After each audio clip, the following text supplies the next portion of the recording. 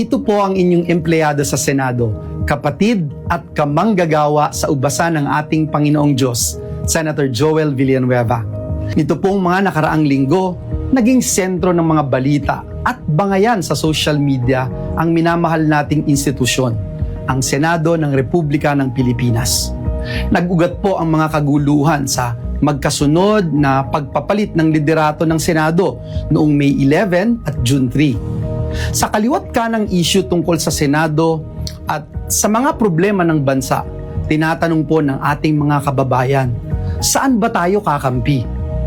May mga nagpapakalat po ng mga kung ano-anong social media post at haka-haka tungkol po sa atin. At tila po ba pilit tayong inilalagay sa gitna ng mga nag-uumpugang bato. Ano man po ang estado ng politika sa bansa, malinaw na malinaw po sa atin ang ating kausa. Dahil po sa inyong mga panalangin, pag-aayuno, lalo pong tumitibay ang ating paninindigan na lumaban lamang para sa katotohanan, para sa katarungan, at para sa katwiran. Bilang aking pamilya sa JIL at kaisa niyo po sa pananampalataya, nais ko pong magbukas ng aking puso sa inyo. Hindi po madali ang ating pinagdaraanan nitong mga nakaraang buwan. Saksi po kayo sa mga galaw ng kaaway laban sa atin. Tunay po na may mga sandaling kailangan mong pumili kung ano ang tama, kahit hindi po ito ang pinakamadali. Para po sa akin, malinaw na malinaw ang sagot. Higit po sa politika, ang pananagutan ko po ay tanging sa Diyos at taong bayan. Dumaraan po tayo ngayon ang ating bansa sa sunod-sunod at patong-patong ng mga problema at pagsubok. Hindi pa nga po tayo lubos na nakakabangon mula po sa matinding pagsirit ng presyo ng produktong petrolyo. Dulot po ito ng digmaan sa Middle East. Patuloy po na bumabagsak ang halaga ng piso laban sa dolyar na lalo pa pong nagpapahirap sa ating mga kababayang Pilipino. Patuloy po na tumataas ang presyo ng mga pangunahing bilihin na direkta pong nagpapasakit sa bulsa ng ating mga kababayan. Mataas pa rin ang antas ng kawalan ng trabaho at marami pa rin pong hirap na hirap makahanap ng matatag na kabuhayan. Nananatili po ang banta ng isang Super El Nino na maaari daw pong magpalala ng kalagayan ng ating bansa. At ngayon nga po, isa na namang matinding dagok ang tumama sa ating bayan matapos yanigin ng 7.8 magnitude na lindol ang maraming bahagi ng Mindanao na nagdulot po ng pangamba at panganib sa libu-libong pamilyang Pilipino. Kailangan na po ang agarang tulong ng ating mga kababayan, ating mga kapatid sa Mindanao. Ang nakakalungkot po, hindi po makapagtrabaho ng maayos ang Senado.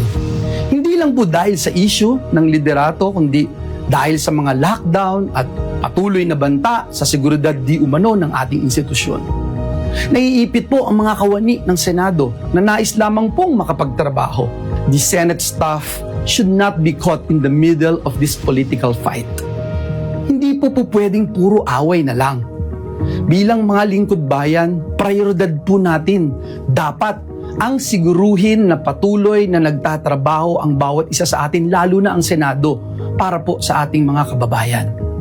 Sa pagkakataon po na magkaroon ng special session, tutuparin po natin ang ating sagradong tungkulin sa ilalim ng ating saligang batas.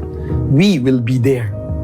Una po, maghahain tayo ng resolusyon para matiyak na may sapat na pondo para sa relief, rehabilitation at muling pagbangon ng mga lugar na tinamaan ng lindol sa parte ng Mindanao.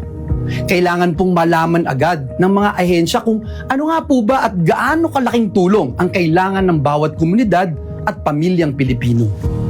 Pangalawa, isusulong po natin ang mga pinakakailangang mga panukalang batas, lalo na po yung mga panukalang nasa huli na at ikatlong pagbasa.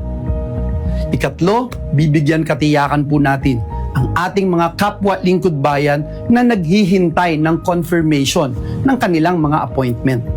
Lalo na po ang mga opisyal ng ating sandatahang lakas. Mga kapwa kong manggagawa sa ubasan ng Panginoon, hindi po ito panahon ng kampihan. Kapag may kababayan po tayong nangangailangan, tungkulin po nating tumugon at maglingkod. Noon hanggang ngayon, klaro po sa atin, klarong-klaro po sa atin ang dahilan kung bakit tayo narito bilang lingkod bayan. Klaro po sa atin kung bakit tayo ay dinala ng Diyos sa posisyon na ito. Tungkulin po nating protektahan ang ating institusyon at unahin ang kapakanan ng ating mga kababayan. Higit po sa lahat, patuloy po tayong maninindigan para sa Diyos at para sa bayan. Maraming salamat po at pagpalain tayong lahat ng ating Panginoong Diyos.